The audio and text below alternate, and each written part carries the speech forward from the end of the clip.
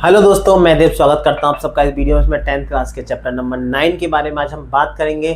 हमने त्रिकोणमिति पढ़ ली है और त्रिकोणमिति को अच्छी तरीके से समझ लिया है। अब हम त्रिकोणमिति के अनुप्रयोगों के बारे में पढ़ेंगे। तो उससे पहले त्रिकोणमिति के अनुप्रयोगों को पढ़ने से पहले चैप्टर्स के बारे में जान लेते हैं कि चैप्टर्स में किस चीज़ के बारे में हम अधिकतर मात्रा में प्रयोग करेंगे। तो आइए हम देखते हैं कि सबसे पहले हम क्या सीखते हैं त्रिकोणमिति अनुप्रयोग में। सबसे पहले हमें सीखने के लिए हमारे पास में दो एंगलों के बारे में जानकारी जान करना बहुत जरूरी है। एक तो होता है हमारा उन्नयन कोण, उन्नयन कोण, और एक होता है अवनमन कोण।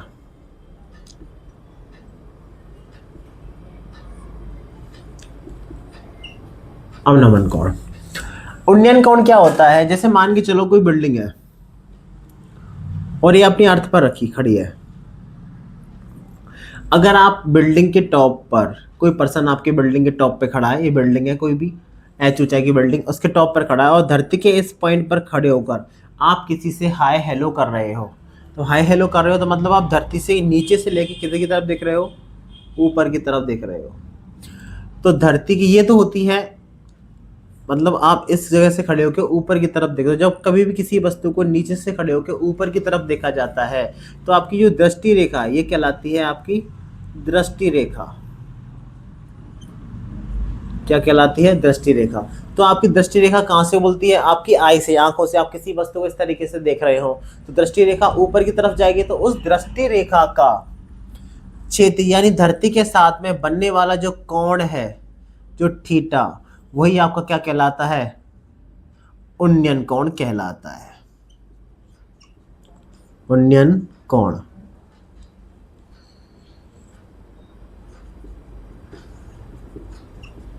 उन्नयन कोण कहलाता है। यानी ये तो होती है आपकी दृष्टि रेखा ए, ये बी और ये सी। गौर से देखा जाए तो एंगल जो बना है 90 डिग्री समकोण त्रिभुज बना होता है इसमें।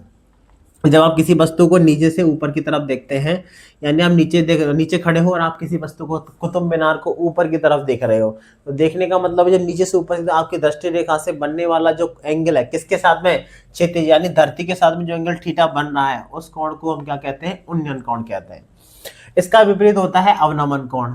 इसका विपरीत कैसे होता है? मान के चलो कोई बहुत बड़ी बिल्डिंग है या फिर कोई छत है, छत पर आप खेल रहे थे, खेलते खेलते आपकी बॉल धरती पर आकर गिर गई। आप ऊपर से बॉल को देख रहे हो, तो इस ऊपर से नीचे की तरफ जब बॉल को देखा जाता है तो इस तरीके से जो बनने वाला जो एंगल है, एंगल थीटा, वो क्या कहलाता है? अवनमन कोण कहलाता है। ये कोण जो होता है ना, ये हमारा अवनमन कोण है, जब ऊपर से नीचे की तरफ देखा जाता है। और ये जो रेखा है वो क्या कहलाती है? दोबारा से दृष्टि रेखा कहलाती है। ये क्या कहलाती है? दृष्टि रेखा। और ये जो एंगल कितना होता है? ये वाला एंगल, ये इसको क्षैतिज के वे में मान लेते हैं। ऊपर से देखने पर ऊपर ये दृष्टि रेखा हो गई, ये एंगल कितना होगा? थीटा। ये जो एंगल थीटा है वही क्या कहलाता है? आपका अवनमन कोण कहलाता है। ओनली बस ये पी क्यू आर। लेकिन आप गौर से देखने वाली बात है, इसमें गौर से देखें तो देखो यहाँ पे जेड बन रहा है, बन रहा है ना जेड। इस जेड बनने का मतलब क्या होता है कि जो ये एंगल है थीटा, वही एंगल थीटा होगा।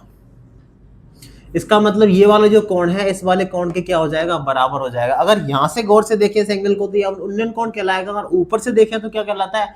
अवनमन कोण कहलाता है। तो एक चीज से निकल के आती है हमारे सामने कि उन्नयन कोण और अवनमन कोण आपस में क्या होते हैं? बराबर होते हैं। जितना एंगल ये होगा उतना ही एंगल ये होगा। लेकिन हमें रिप्रेजेंट करने के लिए अवनमन कोण अलग रिप्रेजेंट करना पड़ता है और उन्नयन कोण अलग रिप्रेजेंट करना पड़ता है। इसको इंग्लिश में कहते हैं एंगल ऑफ एलिवेशन और इसको कहते हैं angle of depression. I hope आप लोगों को ये दोनों एंगल समझ में आ जाएंगे। देसी भाषा में बात करें, जब हम किसी वस्तु को नीचे से ऊपर की तरफ देखते हैं तो क्षैतिज के साथ बनने वाला जो कोण होता है उन्नयन कोण कहलाता है। और जब किसी भी वस्तु को ऊपर से नीचे की तरफ देखते हैं तो दृष्टि रेखा के साथ में जो बनने वाला कोण होता है थीटा, वो क्या कहलाता है? हमारा अवनमन कोण कहलाता है। तो इसके बाद में आइए क्वेश्चनों के बारे में बात करते हैं। हाँ तो फ्रेंड्स, अब हमारे पास में एग्जांपल नंबर फर्स्ट है जो उसके बारे में बात करते हैं। एग्जांपल नंबर फर्स्ट हमें क्या दे रखा है, आइए देखते हैं कि धरती पर एक मीनार, मतलब क्वेश्चन को पढ़ते जाएंगे और साथ के साथ में ड्राइंग बनाते जाएंगे। तो क्या लिखा है कि धरती पर एक मीनार ऊर्ध्वाधर खड़ी है। तो ये आपकी धरती होगी, लेट्स सपोज ये धरती हो गई और धरती पर एक मीनार खड़ी है, तो आपकी ये क्या हो जाती है, मीनार हो जाती है। हाँ,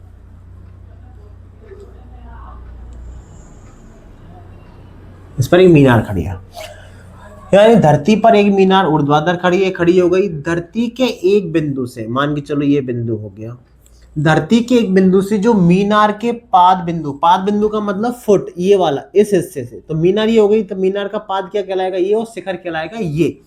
तो मीनार के पाद बिंदु से 15 मीटर दूर है, यानी ये जो बिंदु दे रखा है वो मीनार के पास से कितने मीटर दूर है, ये 15 मीटर, यानी यहां से लेके यहां तक की दूरी कितनी है, 15 मीटर की दूर है। मीनार के शिखर का उन्नयन कोण 60 डिग्री है। तो इस बिंदु से, जो ये बिंदु दे रखा है, इस बिंदु से मीनार का शिखर, तो मीनार का शिखर तो ये कहलाएगा, तो इस बिंदु से मीनार के शिखर का उन्नयन कोण कितना डिग्री दे रखा है हमारे लिए, 60 डिग्री दे रखा है। तो मीनार की ऊंचाई ज्ञात कीजिए। पूछा क्या, ये हाइट बता दो, मीनार की ऊंचाई क्या है।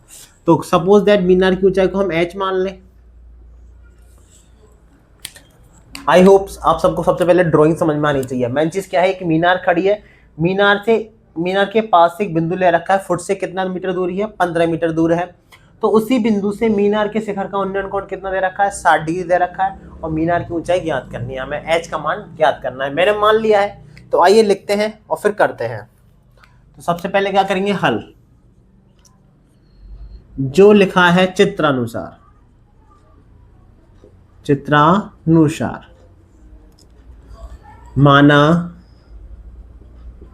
माना मीनार की ऊंचाई, इस पे नाम दे दीजिए पहले से, ड्राइंग के अंदर नाम दे देते हैं हम। तो क्या देंगे, ये ए हो जाता है, ये बी और ये सी।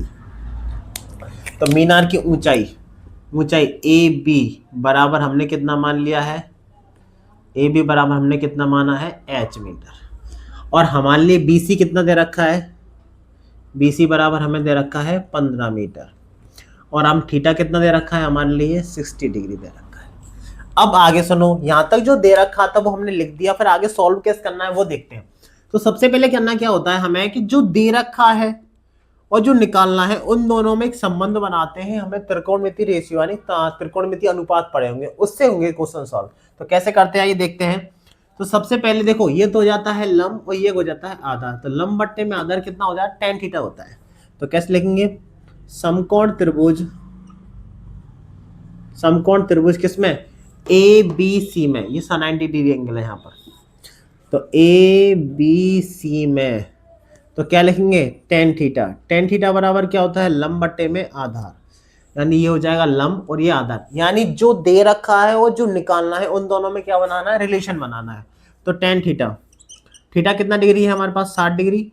लंब में कितना हो जाएगा, ए बी, और आधार कितना हो जाएगा, बी सी। tan थीटा 60 का मान कितना होता है, √3, और ए बी का मान कितना हो जाएगा, h, और बी सी का मान कितना है हमारे पास में, 15। आगे देखिए, हमारे पास में क्या मान, इसके नीचे एक माना और क्रॉस मल्टीप्लाई करेंगे, h का 1 से करेंगे तो कितना हो जाएगा h, और 15 का √3 से करेंगे तो कितना हो जाएगा, 15√3, वो भी किसमें, मीटर। और यही हमारा क्या हो जाता है, आंसर हो जाता है। यही हमारी किसकी ऊंचाई आ जाती है, मीनार के शिखर की ऊंचाई। यानी मीनार की जो ऊंचाई है ए बी बराबर हमारे पास में कितना आ गई, 15√3 आ गई। तो सबसे पहले मेन मोस्टली तो ये होता है, क्वेश्चन को अच्छी तरीके से पढ़ना है, फिर ड्राइंग बनानी है, और जो ड्राइंग दे रखी है वो लिखना है। उसके बाद में क्वेश्चन को रिलेशन विद में क्या करना है, सॉल्व करना है।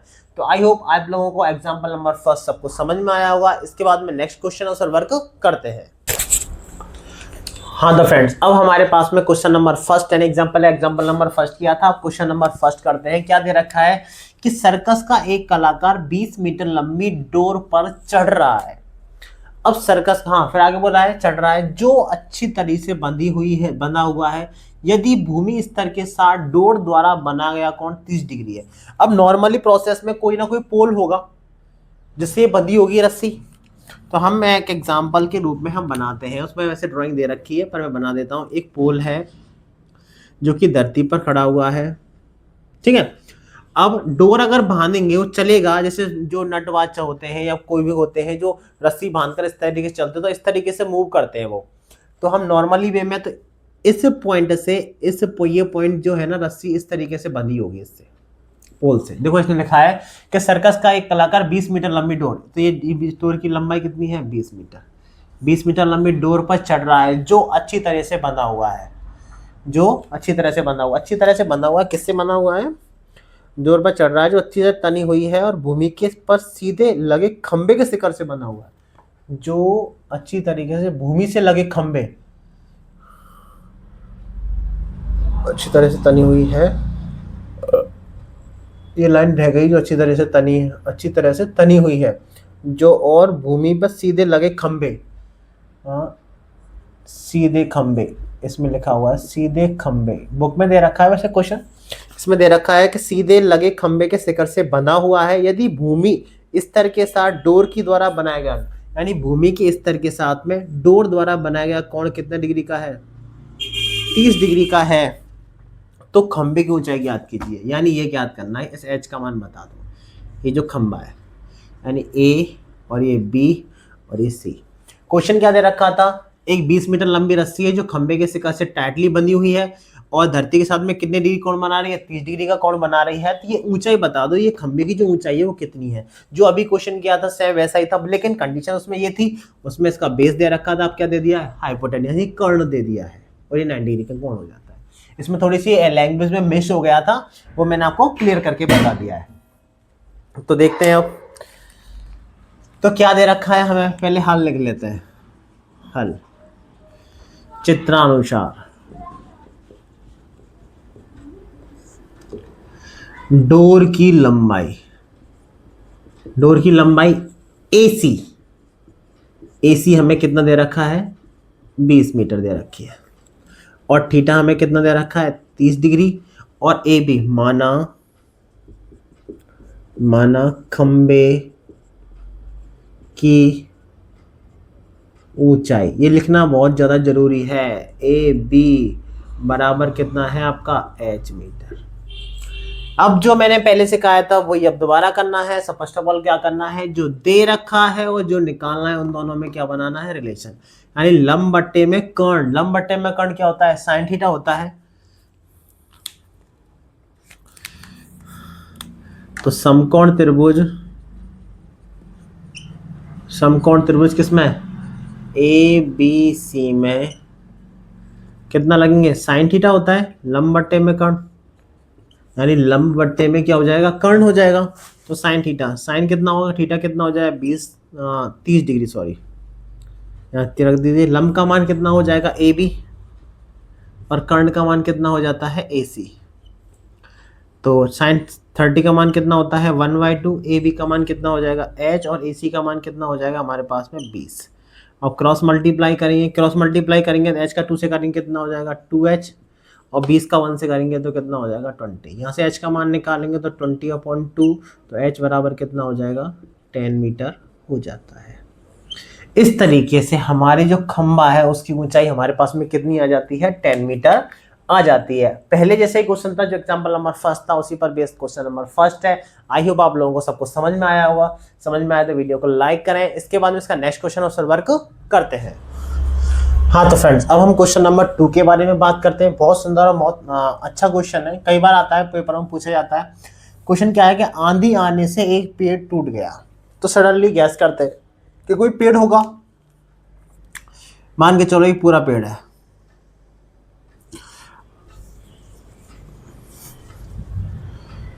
ये एक पेड़ है और धरती पे खड़ा हुआ है इस तरीके से, ठीक है। ऐसे बोलना है कि आंधी आने से एक पेड़ टूट जाता है और टूटा हुआ भाग इस तरह मुड़ जाता है कि पेड़ का शिखर जमीन को छूने लगता है। इसका मतलब वो ये कहना चाहता है कि यहां से मान के चलो ये हिस्सा टूटा होगा, ये हिस्सा ऐसा होगा पूरा, और ये हिस्सा टूट के इधर की तरफ गिर गया है, और ये हिस्सा जो है इधर आकर जमीन के शिखर को छूने लग गया है। इसका जो शिखर है, इसका टॉप है जो जमीन के छूने लग गया है।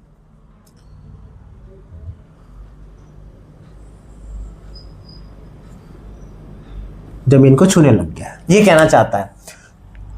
पूरा पेड़ था वो टूटा और टूट के ये वाला ऐसा नीचे की तरफ गिर गया, और ये ऊपर वाला टॉप है जो जमीन को क्या करने लग गया, छूने लग गया।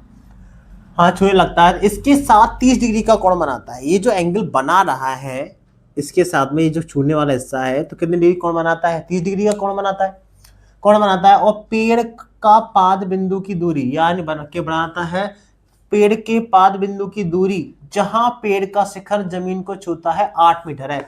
तो पेड़ के पाद बिंदु ये रहा, और इसका जमीन को कौन से का छीरा, ये वाला हिस्सा छीरा, तो इधर आगे टच कर रहा है। तो यहां से यहां तक की जो डिस्टेंस दे रखी है वो कितने मीटर दे रखी है, 8 मीटर। तो कितने मीटर दे रखी है, ये 8 मीटर है। तो पेड़ की ऊंचाई याद करिए, पूरा बता दो ये पूरा पेड़ जो शुरुआत में था ना वो कितना था। अब सडनली एक चीज देखने वाली बात होती है कि मतलब एक गौर से देखा जाए तो पेड़ जब ये टूटा है, यहां से हिस्सा टूट के इधर की तरफ बाकी गिर गया है, तो ये वाला हिस्सा और ये वाला हिस्सा बराबर है या नहीं है, होना चाहिए। क्योंकि जब ये पेड़ यहां से टूटा है और इधर की तरफ गिरा है तो ये टूटा हुआ हिस्सा इस हिस्से के बराबर है या नहीं है, है। तो इसका मतलब अगर मैं मानूं तो यहां से यहां तक मैं इसको x मान सकता हूं।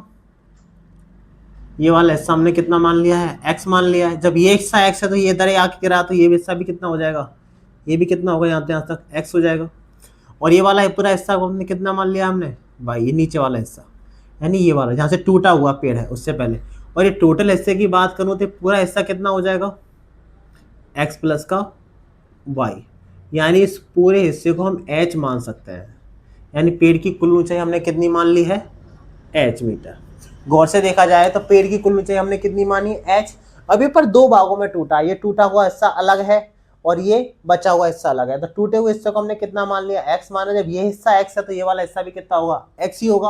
और ये हिस्सा हमारा कितना हो जाता है, y मान ला। अगर हम पूरे हिस्से की बात करें, इसकी टोटल ऊंचाई निकालना चाहें तो कितनी होगी, x प्लस का y मीटर होगी। और उसने यही पूछा है हमसे कि इस पेड़ की पूरी ऊंचाई बता दो कि पेड़ की ऊंचाई कितनी है। अगर x का मान आ जाए हमारे पास में और y का मान आ जाए, इन दोनों को अगर जोड़ दें तो h के बराबर हो जाएगा कि नहीं हो जाएगा, बिल्कुल हो जाएगा, होना भी चाहिए और होगा भी। देखना किस तरीके से करेंगे ये देखते हैं। तो हल देखते हैं। तो हाँ नाम दे देते हैं पहले इसको। ये हो जाता है a, ये वाला हिस्सा यहाँ पर b, ये c और ये d। तो देखिए तो सबसे पहले क्या लिखते हैं, थीटा हमें कितना दे रखा है 30 डिग्री, और बी सी डी कितना दे रखा है, पेड़ के पाद बिंदु से शिखर की दूरी टूटे हुए शिखर की दूरी है। शिखर की दूरी, शिखर तो इधर आ गया ना, तो इसका मतलब मैं नाम लिख देता हूं सी डी। कितना हो गया हमारे पास में, 8 मीटर दे रखी है। ठीक है साहब। माना ए बी बराबर हमने कितना मान लिया है, x मीटर मान लिया है। जब ए बी बराबर x मीटर है तो बी डी भी कितना होगा, x मीटर टूटा हुआ हिस्सा। ये लिख देता हूं, माना टूटा हुआ हिस्सा कितना है हमारे पास में, हमने माना है ए बी बराबर किसके है, बी डी बराबर कितना हो जाएगा, x मीटर हो जाएगा। और हमने क्या माना है, बी सी माना, यहाँ लिख देता हूँ कॉमा, माना बी सी बराबर हमने कितना मान लिया है, हमने बाद में y मीटर मान लिया है, y मीटर माना है। माना पेड़ की कुल ऊंचाई h बराबर कितना हो जाएगा, x प्लस का y, वो भी मीटर। इसका मतलब यह है पेड़ की कुल ऊंचाई AC है, इसी का मतलब AB प्लस BC ऐड कर देते हैं तो हमारे पास पेड़ की कुल ऊंचाई h आ जाती है। तो करें, सॉल्व करते हैं। तो सबसे पहले क्या लेंगे कि जो दे रखा है, मैंने सिखाया एक जो दे रखा है वो जो निकालना है, उन दोनों में क्या बनाते हैं हम, रिलेशन बनाते हैं। तो कैसे बनाएंगे, सबसे पहले ये ACD ले लेते हैं, ये हमारा 90 डिग्री एंगल हो जाता है यहाँ पर समकोण त्रिभुज। तो क्या लेते हैं, BCD। तो देखिए समकोण त्रिभुज किसमें, BCD में। अब क्या हो जाएगा, लंब बटे में आधार, तो कितना हो जाएगा, tan थीटा। tan थीटा बराबर क्या होता है, लंब बटे में आधार tan। थीटा कितना हो जाएगा, 30 डिग्री। लंब कितना हो जाएगा आपका BC, BC, और आधार कितना हो जाएगा आपका, आधार कितना हो जाएगा आपका CD। टेन थीटा 30 का मान कितना होता है 1/√3। AB का मान कितना हो जाएगा y, और CD का मान कितना हो जाएगा हमारे पास में 8। अगर हम क्रॉस मल्टीप्लाई कर दें तो इधर कितना हो जाएगा y√3 और इक्वल टू में कितना हो जाएगा 8। यहाँ पर आगे सॉल्व करते हैं थोड़ा सा।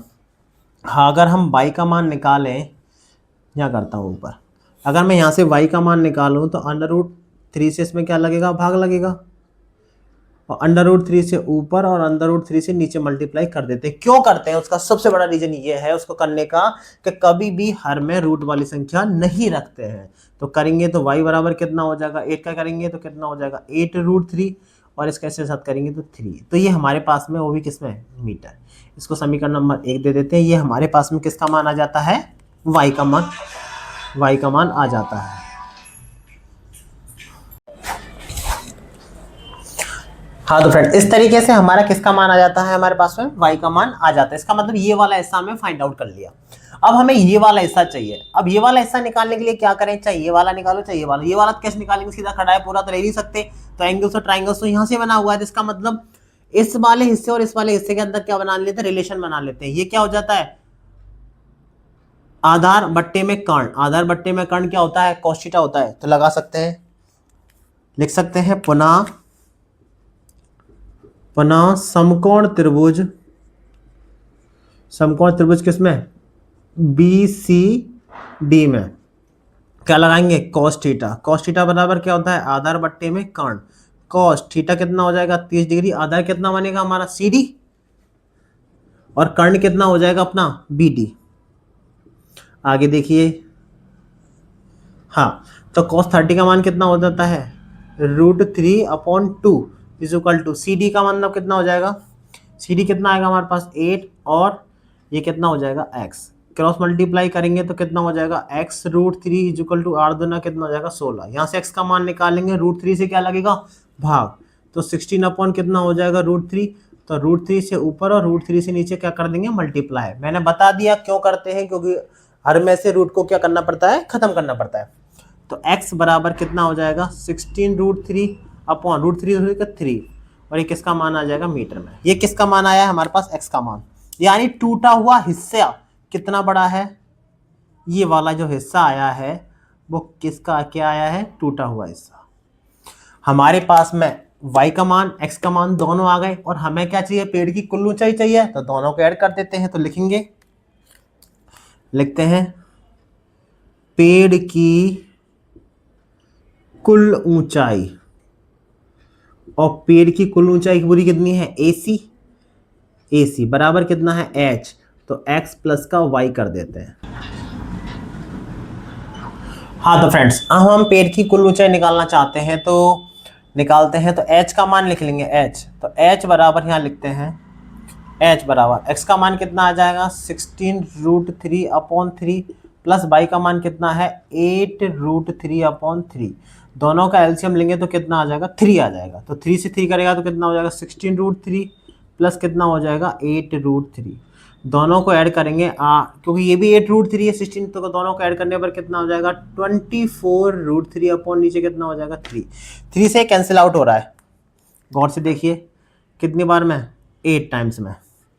तो इस तरीके से जो हमारे पास में h का मान आएगा वो कितना होगा 8√3, वो भी किसमें मीटर में। तो h बराबर हम लिख सकते हैं 8√3 मीटर। तो इस तरीके से हमारे पास में पेड़ की क्या आ जाती है, कुल ऊंचाई आ जाती है। तो सबसे पहले क्या किया था हम देख लेते हैं एक बार। सबसे पहले हमने किया था y के साथ में रिलेशन बनाया था जो दे रखा है, फिर x के साथ में रिलेशन बना दिया। हमारे पास में ये वाला हिस्सा और ये वाला हिस्सा तो बराबर पहले से चल रहे थे, तो हमने सबसे पहले y का मान फाइंड आउट कर लिया, फिर x का मान फाइंड आउट करने पेड़ की कुल ऊंचाई h हमने मान रखी थी x प्लस वाई करके, और हमारे पास पेड़ की कुल ऊंचाई कितनी आ जाती है 8√3 आ जाती है। आई होप आप लोगों को क्वेश्चन नंबर 2 समझ में आ जाएगा। बहुत अच्छा क्वेश्चन है जो कि पेपर में कई बार पूछा जाता है।